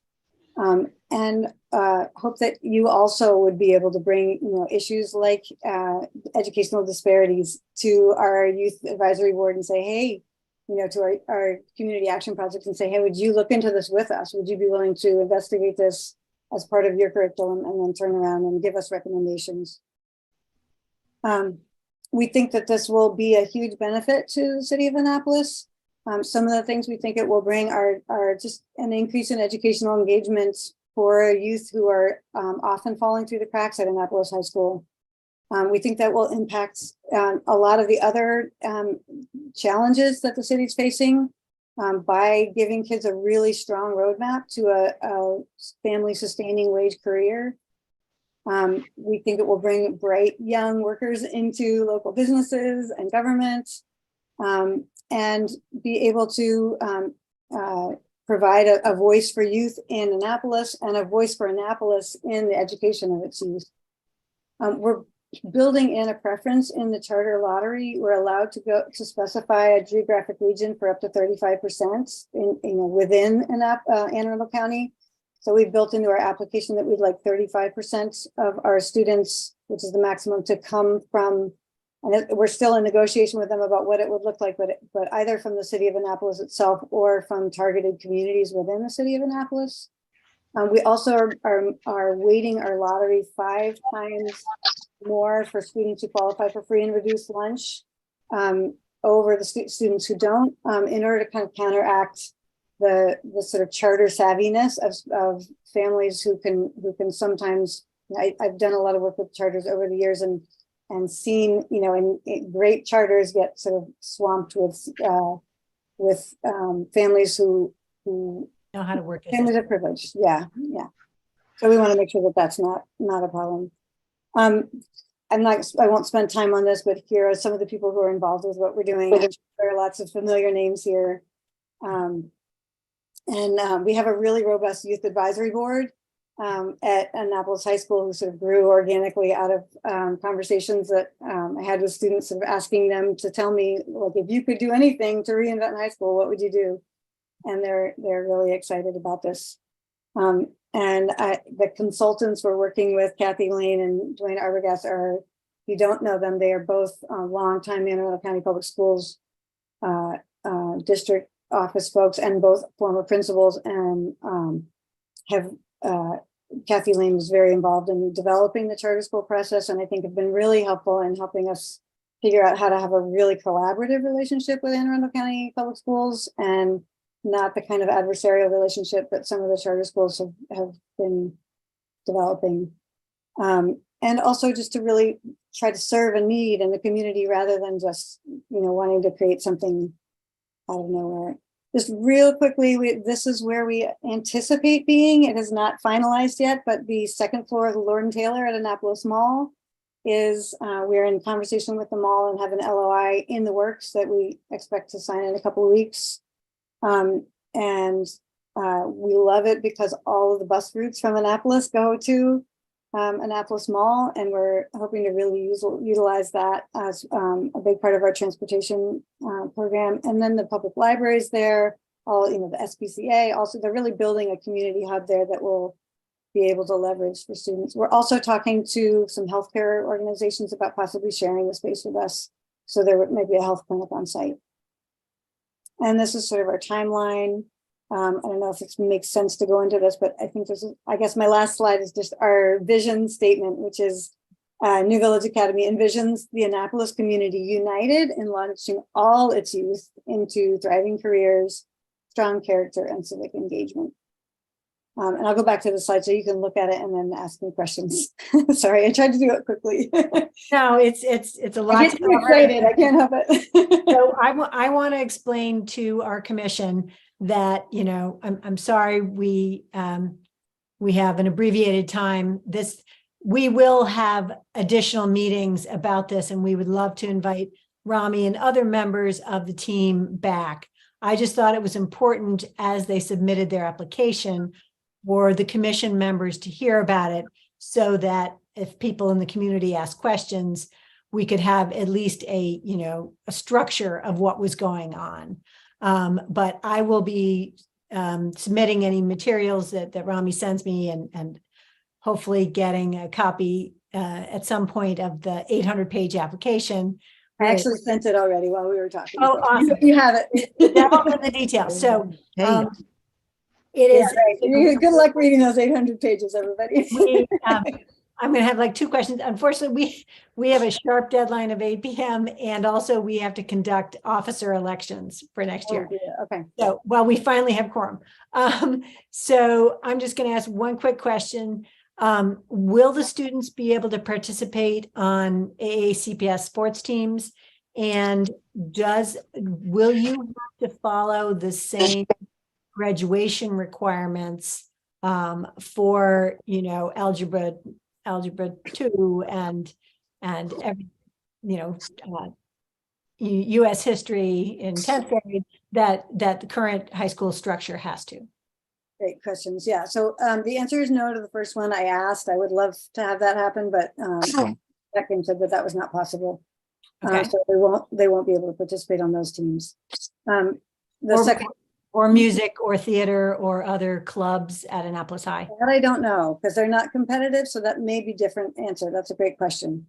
So we'll very much be encouraging kids to do after school programs of all kinds. As you know, one of the nice things about doing competency-based education is that they can earn credits through if they can demonstrate proficiency in guitar by teaching themselves guitar on a YouTube video or going to an after school program, they're still doing music, and we'll be able to acknowledge that and have that be part of what they do. In terms of the credits, so it will not look exactly like Algebra 2 Algebra 2 will probably look very much like Algebra 2. Math will be a little bit more tailored to the curriculum, but US history, world history, we'll be doing sort of more depth over breadth in those. So it won't be the same sort of broad coverage across the entire thing. We'll be doing much more sort of case study approach, I guess is the best way to describe it, through the community action projects. And I can go more into detail about that. Okay, and we'll follow up on that. Odessa, quick question, and then I'm going to cut off questions, and we're going to return to this at a subsequent commission meeting, because it is exciting and important to analyze the details. Odessa? Okay, I just want to know, what are the requirements for the lottery? I mean, what do you have to be grade-wise or academic in order to enter the lottery? No requirements. No, anybody can be part of it. The only thing, if we have more students who want to come, then are able to come more than the slots that we have available, then there's a random lottery. But we can influence a random lottery just in these two ways, which are students who have qualified for free and reduced lunch get priority. So they'll get 5 entries into the lottery instead of 1. And then if students in the geographic region, however that gets defined, of Annapolis, will be able to get preference, 35%. There'll be 35% reserved spaces. So those are the only requirements. So we fully expect that most of the students who apply are going to be kids who are not thriving in traditional school. So we're not expecting to have kids who are in the magnet programs come to us. We're not expecting to have kids who are athletes coming to us. We're expecting students who are kind of not finding their way so well in traditional education and are looking for something different. Awesome. Thank you so much for coming and joining us with this. And we do look forward to talking more and talking about the important details of what's great. And I'm happy to meet with anybody who's interested individually, and I can share my email address and you can pass that on to people, and my phone number. So if anybody wants to follow up directly, that would be great. Awesome. And when you send me the slides from tonight, I will send them out to the rest of the commission, and then we'll have additional chances for discussion. Great. Thank you so much. Thanks for inviting me. Thanks. Did Odessa have a question? Well, no, I'm done. I'm we sorry. Don't have time. Sorry, Laura. We don't have time for questions because we have to move to elections before you go off to your next PTA meeting.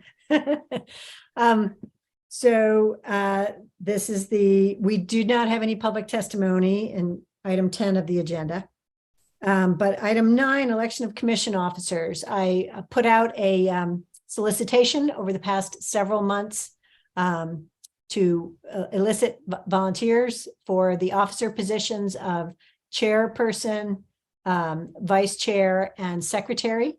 And we had 3 people write in to the commission email. I will also take nominations from the floor. If anyone would like to do a nomination from the floor, I will let you know that that those who wrote in saying they would be willing to serve are Laura Booth for vice chair, Rachel Carr for secretary, and I would be willing to do chair again unless if anyone is burning to take it over. I'm happy to concede that. But do we have any nominations? So Laura, I'm going to nominate Laura Booth for vice chair. Do we have a second on that nomination? Rachel is a second. Okay. And I'm going to nominate Rachel Carr for secretary of the commission. Do we have a second on that nomination? Okay. Corey is a second on that nomination. Okay. And I will nominate you, Janet, because paybacks are rough. Okay. And do we have a second on that nomination? Jamie is the second on the nomination. Thank you. Okay. Would anyone like to nominate anyone for the 3 offices from the floor? Okay. Hearing no new nominations, I make a motion that we accept the slate of officers for the coming school year. And I thank you all for your willingness to serve. And I thank the previous Pam for the diligence in meeting minutes that keeps my mind fresh about what we actually accomplished in prior meetings. I love that. And we do post those on the city website for other people to see, which is super helpful. So we're going to move to voting for the slate of officers. So all in favor of the proposed slate of officers for next year, either raise your hand in the video or say aye. Aye. Aye. 7, 8, 9. Aye. We have 9 votes in favor, and the slate passes, and we have officers to continue for next year.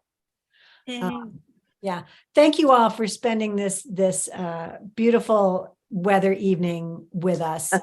I know it's a sacrifice. I know this is not the most fun work to slog through, but I really do think our combined experience and voices are important in the Annapolis cluster. I'm going to move to events. So Laura, can you pull, and India, did you have something you wanted to add for events, or is your hand still there? Okay, I'll get to you right after I get to Laura. Can you pull up the internship applications for the city of Annapolis is having paid interns, and the application is due June 7th. So if you know of any students between the ages of 14 and 23 for a summer internship, a paid summer internship, please let them know about this. The application can be found at One Annapolis Summer Internship, and I'll send it around in email.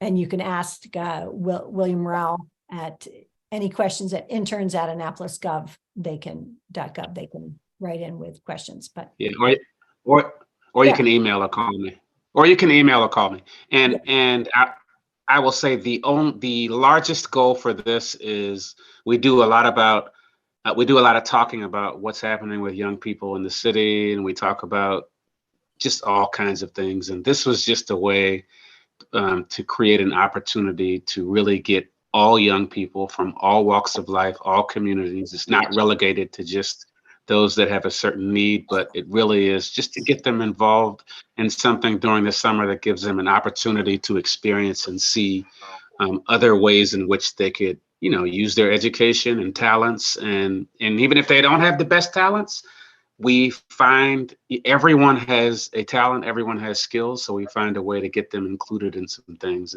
It's but it would really be, I really need you all's support. Because it's been an uphill battle trying to get an investment in something, but I believe it's an investment in young people, which is the future and what all of us are focused on. So that was a long speech, but that's my spiel.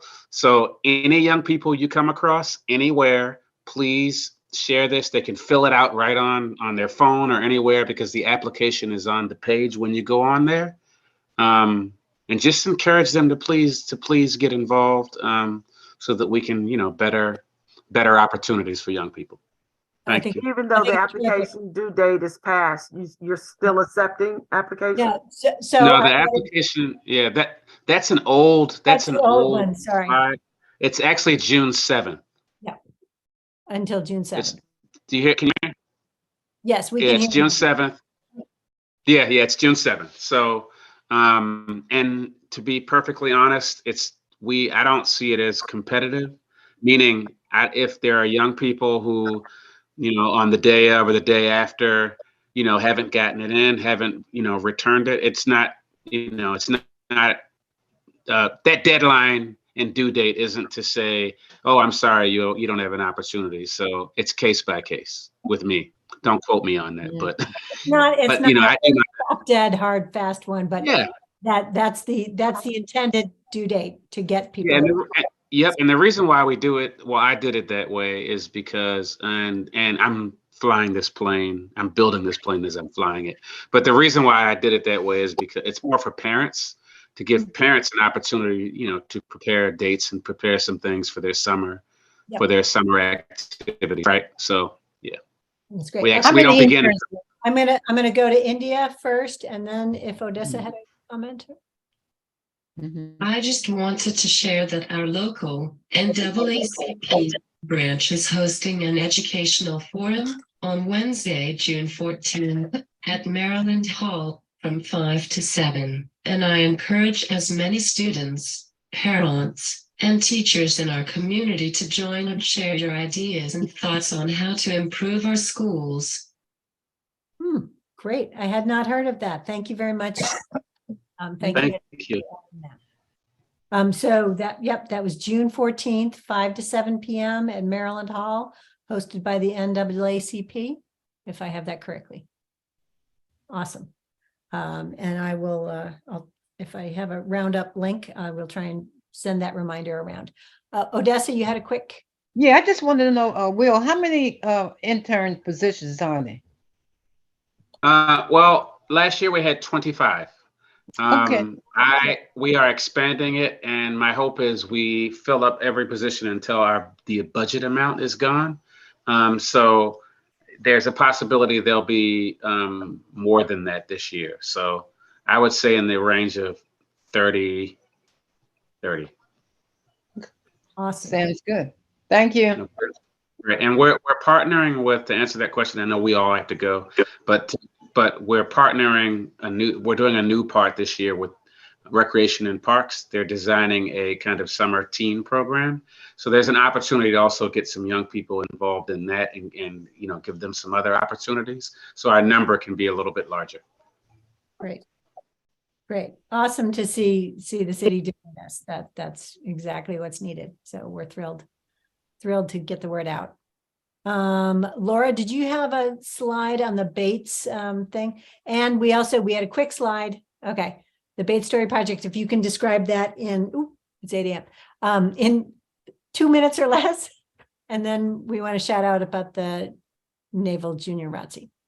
Sorry, having a complete a failure here of my ability If you to want utilize. to work, do you need a minute? Yeah, no, I have to go, but I do want to talk about the Bates Story Project for a second, just because I'm really excited by this. Let me see if I can share this again. This is that they're doing this year. They got a grant. At Bates, the administration at the school surveys the students periodically to ask them all sorts of questions, how they feel about the school and their role in it. And one of the things that they found this year was they asked the students, do you feel like your teachers know you? And do you feel like other students know you? And both of those, they got lower numbers than they thought. Then they felt like, okay, the kids don't feel known. They don't really feel seen. So they got this grant, and it started in August when the teachers came back. And the teachers started where they basically was sort of like icebreakers, where they kind of got to know each other, is how they began it. So they had things like they would have all the teachers line up and say, step forward if you were born, if you've lived all your life in Maryland, or if you have a parent who came from, if you have ever lived in another country, or if you speak another language. And they hired a videographer, and the videographer is recording all of this. And so he cut that down into a movie to show to the students. One of those moments that was really powerful was he said, the person was asking questions, said, step forward if you've ever been bullied. And every single teacher stepped forward. So they made a movie out of the first part, which is then they had each teacher got to select, or each person who participated got to select an art form to share their personal story. And it could be something just sort of generally about you. It could be something more specifically, and people shared all sorts of stories. Like the principal, Ms. Hicks, shared that she grew up on the Magathi River, so she chose photography as her way of expressing it, and had shared a lot of pictures of the Magathi and of her, that sort of encapsulated who she was. You could do collaging, you could do dance, you could do spoken word, you could do music. I think photography. I'm forgetting. I think I'm forgetting one, but anyway, you could choose your medium to tell your story. So they brought in consultants to walk the staff through going through each of these pieces. And then they did like thinking maps to share, kind of to organize their thoughts. And then each teacher went through their particular art medium. They made a little video, they showed it to the students. I'll be honest, I cried. A lot of kids, I went to the school and they had the assembly. I saw kids crying. The principal admitted she's cried every time she's seen it, because some of the stories were deeply personal about teachers who grew up in other countries, whose parents left them, in the care of relatives to go to the United States to find work and then to bring them. They talked about, one teacher talked about a pregnancy that she'd gone through that was some issues with that she was very worried. They talked about, another staff member talked about losing a family member. Whatever they felt comfortable sharing, and they had an option of being included or not being included in the movie. Then they turned it over to the kids. So over the past few months, each student has been invited to take part in one of these. Each week they focused on a different art form, to pick an art form and to tell their personal story. And the videographer was there to record this process, and he's cut it all down into a movie, and the movie will be released next Monday. They have 2 showings. Monday the 5th, they've got 2 showings from 6 to 7 and from 8 to 9, and the public is invited to come and see this. And I think it's going to be very moving. I know the video that they did with the staff was very moving, and I think it's a wonderful opportunity, because all of our students have different life experiences, to be able to share a piece that they feel comfortable, but to share a piece of that with other students who don't have the same sorts of life experiences, and to get to know the other students and to build the cohesiveness that we want to see in our school and in our community. It's just been a wonderful opportunity for the kids. So I would like to invite all of you to come out and see it if you'd like. They are planning on also releasing the movie during the Annapolis Film Festival. So it'll be hopefully screened there as well. Beyond that, I asked her if it would maybe be available online somewhere, and she wasn't sure about that yet. But I will certainly let you know if I find out more about it. So Awesome. Thank you from our Bates PTA president this year and next year, Laura Booth. Our elections are next week, so maybe. I'm stacking the ballot box. Thank you, Laura, so much. That's a super cool thing. The very last thing we're going to show you, and then we will adjourn. We just wanted to let everybody know this email that I sent around to the commission from Commander Eddie Lassane of Annapolis High's Naval Junior ROTC program announced that the Annapolis unit was awarded the designation Distinguished Unit Award with academic honors. It's in the top 20% of 600 ROTC units nationwide because of, he's done a phenomenal job with this. Our students have done phenomenal things. You can follow them on Instagram and see pictures of what they've been involved in. They were involved in the Memorial Day service. Just incredible things with the Naval Academy as well. But with this designation and with the hard work of this unit, it confers additional benefits to the Annapolis High community that Commander Lassane can provide 3 additional nominations to the Naval Academy, 3 nominations to West Point, and 3 nominations to the Air Force Academy that normally you have to apply through your federal congressional representative. So like in our area, it was Representative Sarbanes. And the nominations, Sarbanes only has like 10 nominations, and they're super competitive over a large scale. So this gives our Annapolis High students real leg up to have a possibility of attending a service academy.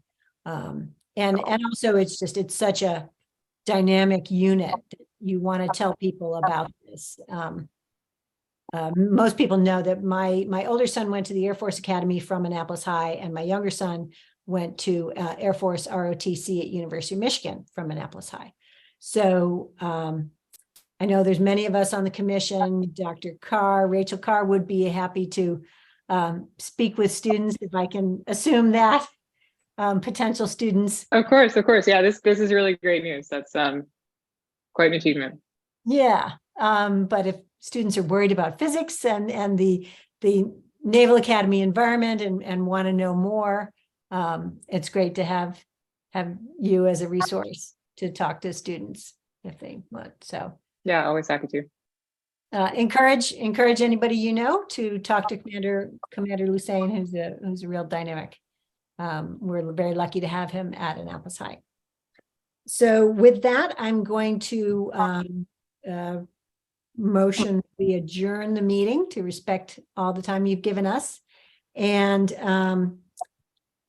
are enough people here possibly able to attend a June, what day was that, June 28th meeting of the fourth Wednesday of the month, that we could possibly have a quorum and hold a meeting? Or can you raise your hand if you're potentially available for that?